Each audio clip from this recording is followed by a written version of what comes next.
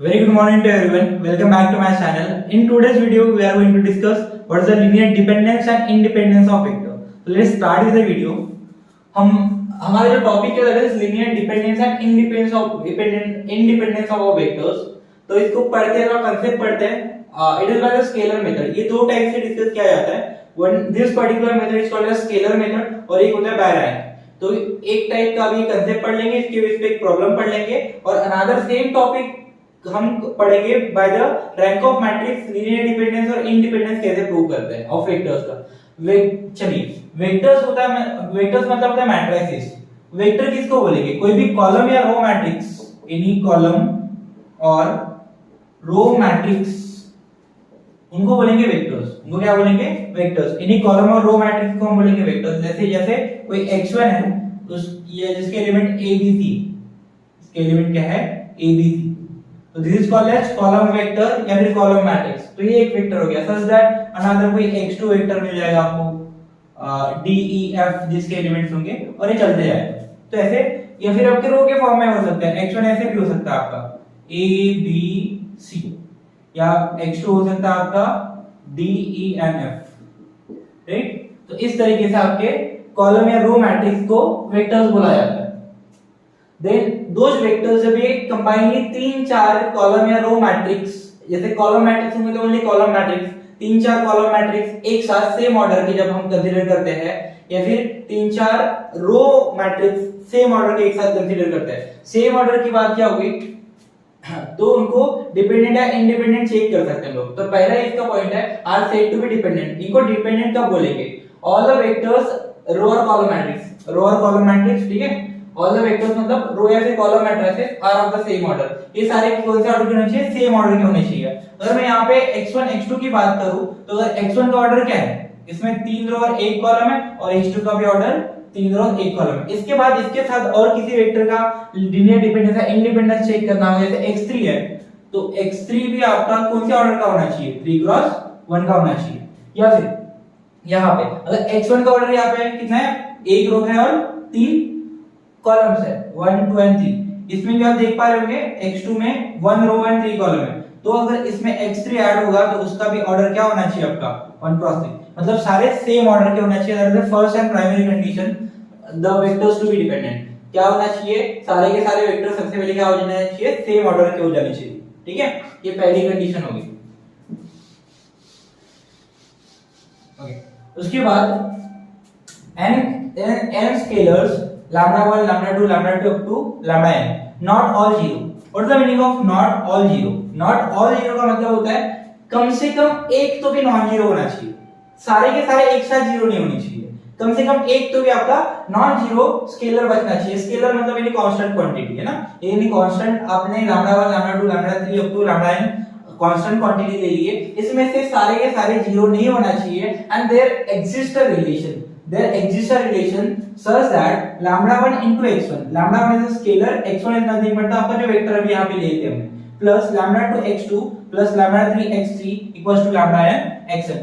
जितने वेक्टर्स रहेंगे उतने आपको स्केलर लेने पड़ेंगे. अगर तीन वेक्टर रहे x1 x2 x3 तो ये इक्वेशन यही तक खत्म हो जाएगा. अगर चार है तो lambda 1 x1 lambda 2 x2 lambda 3 x3 और lambda 4 x4. तो यहाँ पे चार आपके स्केलर्स आ जाएंगे lambda 1 lambda 2 lambda 3 और lambda 4. तो जितने आपके वेक्टर्स रहेंगे उतने आपको स्केलर से मल्टीप्लाई करना पड़ेगा. और अगर ये इक्वेशन जीरो आ गया और अगर ये इक्वेशन का आंसर जीरो आ गया तो those kind of vectors are called as linearly dependent. Right. तो इसमें क्या बोलेंगे? ये जब आपको डिपेंडेंट प्रूव करना होता है क्वेश्चन में तो आप फाइंड आउट करते हैं कि lambda 1 lambda 2 lambda 3 let's say ये है, ये सारे के सारे एक साथ जीरो नहीं होने चाहिए. Not equals to zero. अगर ये सारे के सारे जीरो हो गए एक साथ तो such kind of vector are called as linearly independent. तो जब आप lambda 1 lambda 2 lambda 3 की वैल्यू निकालेंगे फ्रॉम दिस रिलेशन और अगर वो lambda 1 lambda 2 lambda 3 की वैल्यू इक्वल्स टू जीरो आ गया, मतलब इसी केस में lambda 1 equals to lambda 2 equals to lambda 3 are going to be zero. सारे के सारे जीरो हो जाएंगे. In such a case given vectors are called as linearly independent. और अगर ये कंडीशन सैटिस्फाई होती है आपकी और सारे के सारे कम से कम एक नॉन जीरो आपके पास बचता है कि सारे के सारे नॉन जीरो होते हैं तो in such a case they are called as linearly dependent. In such a case they are called as linearly dependent. तो ये कंसेप्ट आपको एक क्वेश्चन सॉल्व करने के बाद बड़ा अच्छा समझ जाएगा, है ना। तो चलो let's move on to the problem. तो this is the first problem जहां पे हमें चार वेक्टर्स दिए हुए हैं x1 x2 x3 and x4। Let's understand the question. Examining the following vectors, मतलब ये वाले जो चार वेक्टर्स दिए हुए हैं फॉर द लीनियर डिपेंडेंस। हमें एग्जामिन करना है कि लीनियरली डिपेंडेंट है कि इंडिपेंडेंट है, and find the relation if exist. या अगर वो डिपेंडेंट होंगे तो उनके बीच में कुछ रिलेशन एग्जिस्ट करेगा, क्योंकि लैम्डा 1 लैम्डा 2 लैम्डा 3 की वैल्यू एग्जिस्ट करेगी, है ना। तो अभी थोड़ी देर पहले पढ़ा था हमने, कोई भी वेक्टर्स डिपेंडेंट कब होते हैं, जब lambda 1 x1 lambda 2 x2 plus lambda 3 x3 and plus lambda 4 x4 equals to जब 0 होगा। जहां पे चार इक्वेशन दिए तो चार हमने स्केलर ले लिए, lambda 1 lambda 2 lambda 3 lambda 4 equal and x4 equals to 0। अगर ये इक्वेशन सेटिस्फाई हो जाता है तो such set of equations will be called as linearly dependent. और इसमें आपको क्या कंडीशन होती है कि lambda 1 equals to lambda 2 equals to lambda 3 equals to lambda 4 should not be equals to 0। मतलब सारे के सारे 0 नहीं होने चाहिए, कुछ 0 हो सकते हैं, जैसे 4 है 4 में से 3 भी 0 हो सकते हैं, एक कम से कम नाम 0 होना चाहिए, तब जाके आपका ये कंडीशन सेटिस्फाई हो जाएगी। इन सच अ केस हम बोलेंगे कि हमारे जो गिवन 4 वेक्टर्स है those are linearly dependent. But अगर lambda 1 equals to lambda 2 equals to lambda 3 equals to lambda 4 सारे के सारे 0 हो जाते हैं, मतलब सारे के सारे अगर आपके स्केलर 0 हो जाते हैं, in such a case we will call और 4 वेक्टर्स आर लीनियरली इंडिपेंडेंट। और अगर ये इनकी value lambda 1 lambda 2 lambda 3 lambda 4 की वैल्यू 0 होगी तो ये रिलेशन एग्जिस्ट करेगा ही नहीं, right, there will be no relation. तो यहाँ पे अगर डिपेंडेंट रहेंगे तो हमें रिलेशन निकालना पड़ेगा, ठीक है। अगर लीनियरली डिपेंडेंट रहेंगे तो रिलेशन निकालना पड़ेगा, अगर लीनियरली इंडिपेंडेंट रहेंगे तो आपका वहां पे कोई रिलेशन एग्जिस्ट नहीं करेगा। तो हमें ये वाला इक्वेशन कंसीडर करना है, उसे इक्वेशन बना के लैम्डा 1 लैम्डा 2 लैम्डा 3 लैम्डा 4 की ये सॉल्व करना है। It is as similar as जैसे आपने गॉस एलिमिनेशन मेथड से सॉल्व किया होगा प्रॉब्लम्स, है ना। तो let's start with the problem. चलिए one by one step by step करेंगे। सबसे पहले आपको एक मैट्रिक्स इक्वेशन कंसीडर करना होता है। Consider matrix equation, that is जो अभी यहाँ पे मैंने लिखा, that is lambda 1 into x1 plus lambda 2 into x2 plus lambda 3 into x3 plus lambda 4 into x4 equals to 0। जितने वेक्टर्स रहेंगे उतने आपको स्केलर्स लेने पड़ेंगे। चार यहाँ पे वेक्टर्स दिए थे तो चार अपने स्केलर ले लिए, lambda 1 lambda 2 lambda 3 या lambda 4। अगर तीन वेक्टर्स होते तो तीन स्केलर lambda 1 lambda 2 और lambda 3। तो जितने वेक्टर्स में स्केलर्स आपको लेने पड़ेंगे। अगर पांच वेक्टर्स होते तो पांच स्केलर्स आपको लेने पड़ते हैं up to lambda 1 to lambda 5। तो ये इक्वेशन में हमारे पास लैम्डा 1 लैम्डा 2 लैम्डा 3 लैम्डा 4 तो है नहीं, उनको फाइंड आउट करना है। बट x1 x2 x3 की वैल्यू है तो वो पुट कर देंगे। तो लैम्डा 1 into x1, x1 क्या है 1 2 4 1 2 and 4 plus lambda 2 into x2 that is 2 minus 1 और 3। उसी हिसाब से plus lambda 3 into x3, x3 की वैल्यू क्या है 0 1 2 plus lambda 4 into x4, x4 मतलब ये वाला, तो माइनस 3 7 2 इक्वल्स टू 0। तो इक्वेशन आपका सेटिस्फाई होना चाहिए। अभी यहाँ पे देखिए सब में कॉमा कॉमा है, तो ये क्या क्या करेंगे, तीन इक्वेशन बनाएंगे। तीन एलिमेंट्स है ना, तो तीन इक्वेशन बनेंगे। तो लैम्डा 1 into मतलब सबके पहले एलिमेंट को स्केलर से मल्टीप्लाई करना है। तो यहाँ पे हो जाएगा 1 into lambda 1 that is lambda 1, फिर प्लस का साइन, फिर पहला एलिमेंट इसका 2 है 2 into लैम्डा 2, फिर प्लस 0 into लैम्डा 3 तो 0 ही हो जाएगा, और यहाँ पे आ जाएगा तो 0 लैम्डा 3 लिख लेता हूं मैं यहाँ पे, प्लस पहला element that is -3 into lambda 4, -3 into lambda 4 equals to 0। ये एक इक्वेशन बन गया, राइट। इक्वेशन नंबर 1 नाम देते हैं। दूसरा इक्वेशन कैसे बनाएंगे, सेकंड वाले एलिमेंट से मल्टीप्लाई करके, स्केलर और सेकंड एलिमेंट का मल्टीप्लाई करेंगे। तो यहाँ पे आ जाएगा 2 लैम्डा 1, फिर यहाँ पे -1 लैम्डा 2, फिर यहाँ पे आएगा lambda 3 into 1 that is plus lambda 3, और यहाँ पे आएगा लैम्डा 4 into 7 तो प्लस 7 लैम्डा 4 इक्वल्स टू 0। और लास्ट वाले एलिमेंट को सारे स्केलर से मल्टीप्लाई करेंगे तो 4 into लैम्डा 1 यहाँ से आएगा, देन प्लस 3 इंटू लैम्डा 2, फिर 2 into lambda 3 plus 2 into lambda 3, और फिर आएगा 2 into lambda 4 plus 2 into lambda 4 equals to 0। तो ये आपका सिस्टम ऑफ लीनियर इक्वेशन बन गया। आप देख पा रहे होंगे we have created the system of linear equation जिसमें 3 इक्वेशंस है और 4 वेरिएबल्स है, लैम्डा 1, लैम्डा 2, लैम्डा 3 और lambda 4 are nothing but the variable जो आपको निकालना है। तो अभी थोड़ी देर पहले हमने सिस्टम ऑफ लीनियर इक्वेशंस पढ़ा हुआ है ना, सिस्टम ऑफ इक्वेशन सॉल्व करने का तरीका। तो this system of equation can be expressed in the form above system of equations can be expressed in the form of a lambda equals to 0, that is as similar as ax equals to 0। यहाँ पे b होता था, but जब वहां पे b कब होता था, जब राइट हैंड साइड में आपके कुछ एलिमेंट एग्जिस्ट करते थे। तो यहाँ पे b एलिमेंट क्या है, सारे 0। तो such kind of system of equation is called as homogeneous.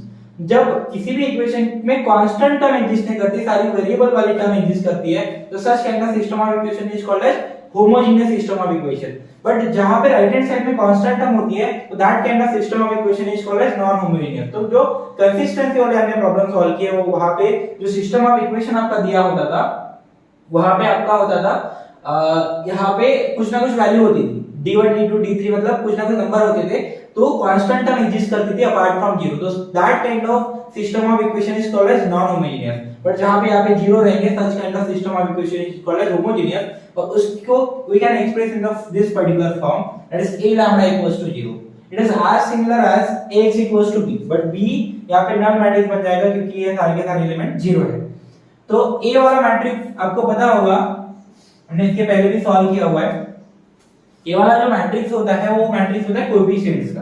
तो यहाँ पे देखिए पहले वाले इक्वेशन के कोएफिशिएंट पहले रो में आएंगे, तो 1 2 0 और -3, 1 2 0 और -3 पहले रो के एलिमेंट बन जाएंगे क्योंकि पहले इक्वेशन के कोएफिशिएंट है। फिर 2 -1 1 7, 2 -1 1 7 ये दूसरे रो के एलिमेंट बन जाएंगे।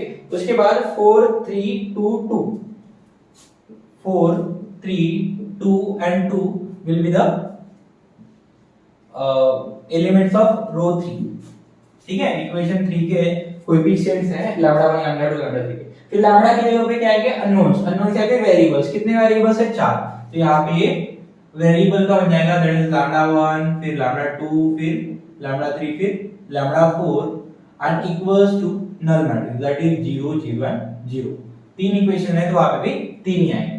नाउ इनको सॉल्व करने का तरीका क्या है, इसको सॉल्व करने के लिए अगेन ये वाला जो मैट्रिक्स है, इसको इक्लॉन फॉर्म में कन्वर्ट करना पड़ेगा। इक्लॉन फॉर्म में कन्वर्ट करने का मतलब आपको पता है कि जो डायगोनल एलिमेंट्स है उसके नीचे के एलिमेंट्स आपको 0 बनाने पड़ेंगे, और ये 2 और 4 को 0 बनाना है तो 1 का यूज करेंगे, 3 को 0 बनाने के लिए -1 का यूज करेंगे, और इस 2 के नीचे तो कोई एलिमेंट है नहीं, तो इक्लॉन फॉर्म में कन्वर्ट हो जाएगा। देन अगेन जिस तरीके से ये इक्वेशंस हमने ये मैट्रिक्स बनाया है, उसी तरीके से इस मैट्रिक्स वाले इक्वेशंस हम इक्वेशंस बना के सॉल्व कर लेंगे, क्योंकि यहाँ पे आपके कोएफिशिएंट्स कम आ जाएंगे और हमें डायरेक्ट वैल्यू मिल जाएगी। ठीक है, तो यहाँ पे देखिए यहाँ पे जो ट्रांसफॉर्मेशन यूज करेंगे, दैट इज रो 2 में यूज करेंगे।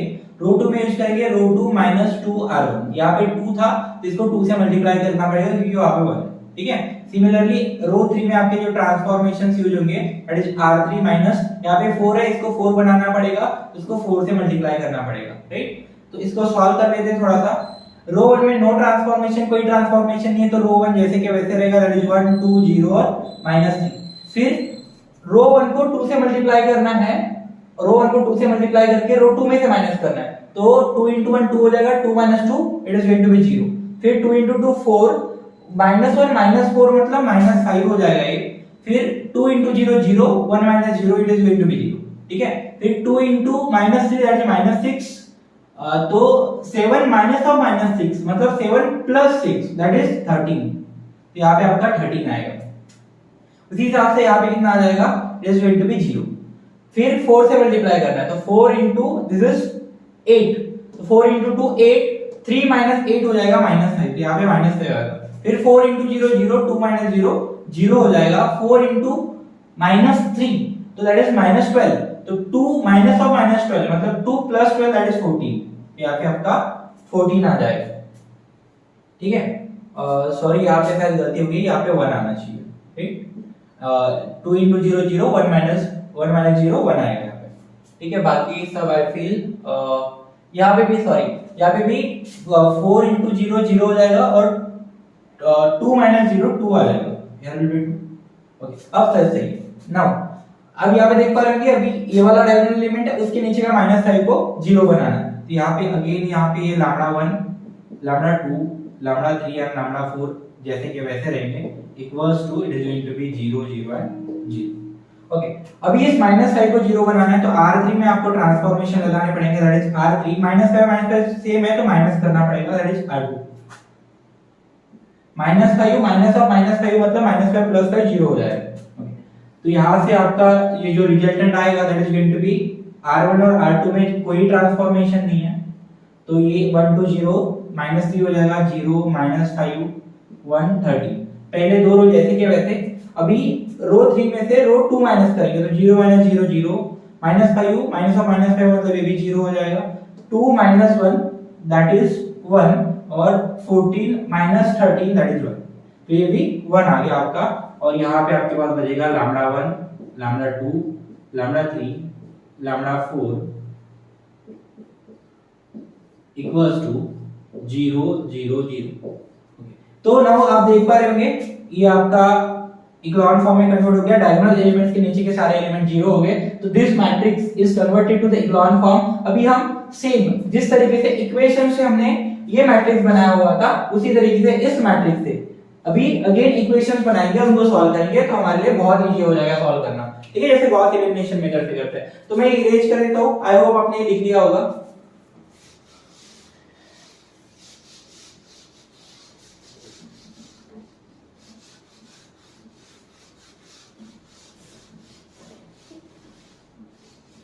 ओके, तो देखिए यहां से आपका third row into third column equals to third element हो जाएगा, तो 0 into लैम्डा 1 0 into लैम्डा 2 और 1 into लैम्डा 3, नहीं sorry row 1 into row column 1 करेंगे, row 1 into column 1 equals to first element, तो 1 into lambda 1 that is going to be lambda 1 plus 2 into lambda 2 मतलब 2 lambda 2 plus 0 into lambda 3 0 हो जाएगा, -3 into lambda 4 तो -3 lambda 4 equals to 0 आ जाएगा। ठीक है, ये पहला इक्वेशन हो गया, इक्वेशन नंबर 4 नाम लिख दो मैं। देन दूसरा इक्वेशन 0 into लैम्डा 1 0 हो गया, -5 into लैम्डा 2 तो आ जाएगा -5 लैम्डा 2, फिर आएगा 1 into lambda 3 plus lambda 3 and फिर आएगा प्लस 13 into लैम्डा 4 तो प्लस 13 लैम्डा 4 इक्वल्स टू 0, और लास्ट में आ जाएगा that is 0 into lambda 1 0 0 into lambda 2 0 1 into lambda 3 मतलब लैम्डा 3। ठीक है, प्लस 1 into लैम्डा 4 मतलब लैम्डा 4 इक्वल्स टू 0। तो भी आपके पास 4 वेरिएबल्स है और सॉरी 4 अननोन्स है, 4 वेरिएबल्स है और आपको बस 3 इक्वेशन है, तो यहाँ पे जो लास्ट इक्वेशन यहाँ पे सबसे कम वेरिएबल्स है, तो इसके हेल्प से हम सॉल्व कर सकते हैं। Let's give them the equation number 5 and 6। तो इस वाले इक्वेशन में क्या करेंगे, अभी एक साथ एक इक्वेशन से दो वैल्यू तो नहीं निकल सकती, यूजुअली केसेस में क्या होता है यहाँ पे एक ही वेरिएबल बचता है, बट हमारे लास्ट वाले इक्वेशन में दो वेरिएबल बचे, तो एक वेरिएबल हमें कंसीडर करना पड़ेगा। तो मैं अपने तरफ से पुट कर रहा हूं, put lambda 4 equals to t। अगर मैंने lambda 4 equals to t put किया इन द इक्वेशन नंबर 6, यहाँ पे हम कोई वैल्यू निकाल नहीं सकते, तो अपने खुद के तरफ से वैल्यू असाइन करना पड़ेगा हमें, तो उसके बाद सारी वैल्यू निकाल लेनी पड़ेगी, लैम्डा 1 लैम्डा 2 लैम्डा 3 लैम्डा 4। तो यहां से लैम्डा 4 इक्वल्स टू हो जाएगा that is equals to t। अगर ये बेटा 0 हो जाते ना दोनों, तो यहाँ पे वैल्यू नहीं आती, ये 0 हो जाता है या फिर ये 0 हो जाता है, तो ये अभी तो हम कंसीडर करेंगे नॉन जीरो। तो lambda 4 equals to t put करोगे तो लैम्डा 3 इक्वल्स टू आ जाएगा -2। ठीक है, और अभी लैम्डा 3 और लैम्डा 4 की वैल्यू इक्वेशन नंबर 5 में पुट कर देंगे तो लैम्डा 2 मिल जाएगा, तो put lambda 3 equals to -t and lambda 4 equals to t in equation number 5। यहाँ से lambda 2 मिल जाएगा, तो -5 lambda 2 जैसे के वैसे प्लस lambda 3 कितना है -t, तो यहाँ पे -t आ जाएगा -t। उसके बाद प्लस 13 into lambda 4 मतलब lambda 4 मतलब t, तो 13t इक्वल्स टू 0, इन दोनों को करोगे तो प्लस 12 आएगा, तो -5 लैम्डा 2 इक्वल्स टू प्लस 12, उधर जाके हो जाएगा -12t, और यहाँ से अगर माइनस माइनस कैंसिल करते हो तो लैम्डा 2 की जो वैल्यू आएगी that is equals to 12t/5। Okay, अभी सारी values put lambda 2, lambda 3 and lambda 4 in equation number 4। Equation number 4 में सारी वैल्यू पुट कर देंगे तो हमारे पास लैम्डा 1 आ जाएगा, बट लैम्डा 3 की भी जरूरत नहीं है, लैम्डा 2 और लैम्डा 4 ही पुट करना पड़ेगा। तो लैम्डा 1 जैसे कि वैसे, फिर प्लस 2 इंटू लैम्डा 2 की वैल्यू कितनी है 12t/5 माइनस 3 इंटू लैम्डा 4 की वैल्यू कितनी है that is t equals to 0। इसमें थोड़ा सॉल्व करेंगे तो ये आ जाएगा लैम्डा 1 प्लस ये हो जाएगा 24t divided by 5 minus 3t equals to 0। Okay,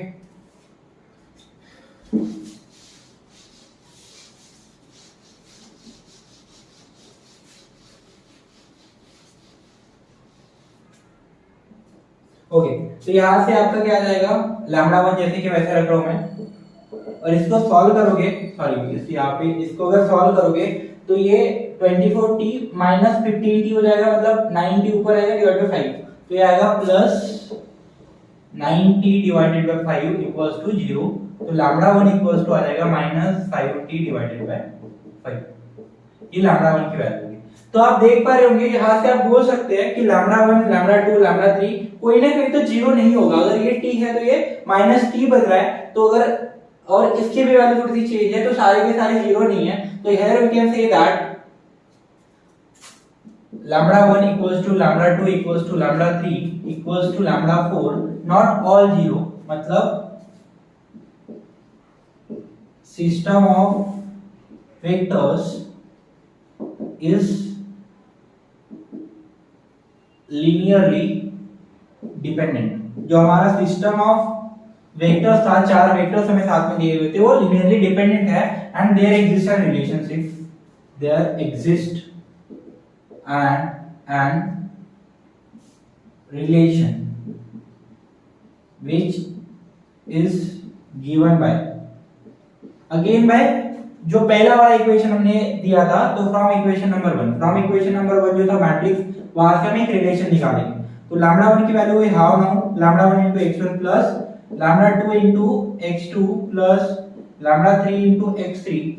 यहाँ पे इक्वेशन नंबर 1 नहीं, यहाँ पे a करिए, और जो आपने सबसे पहले जो मैट्रिक्स इक्वेशन कंसीडर किया था उसको इक्वेशन नंबर 1 दे देना, जो ये वाला इक्वेशन था, plus lambda 4 into x4 equals to 0।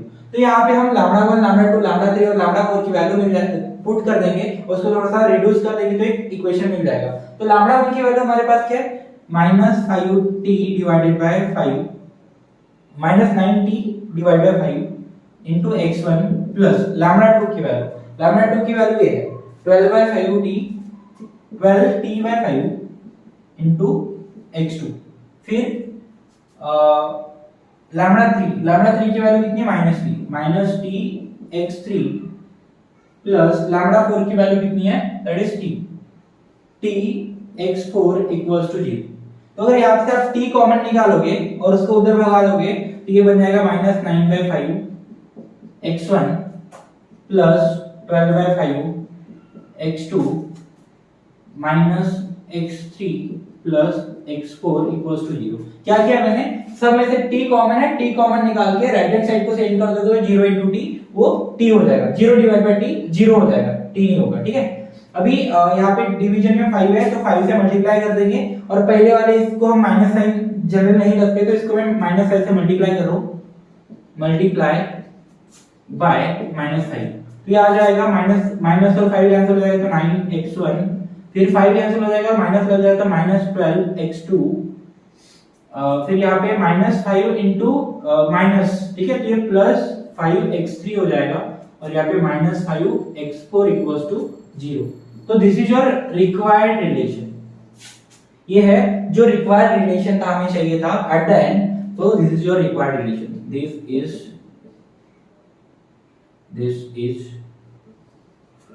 required relation between vectors। ये हमारा रिक्वायर्ड रिलेशन है between the vectors. 9x1 12x2 5x3 5x4 equals to 0। ठीक है, तो आई होप आपको ये क्वेश्चन समझ में आया होगा। सबसे पहले हमने क्या किया, इक्वेशंस को एक फॉर्म में लिख दिया, a लैम्डा इक्वल्स टू 0 के फॉर्म में, इक्लान फॉर्म में कन्वर्ट करके इक्वेशंस को रिड्यूस किया इन इक्वेशंस में।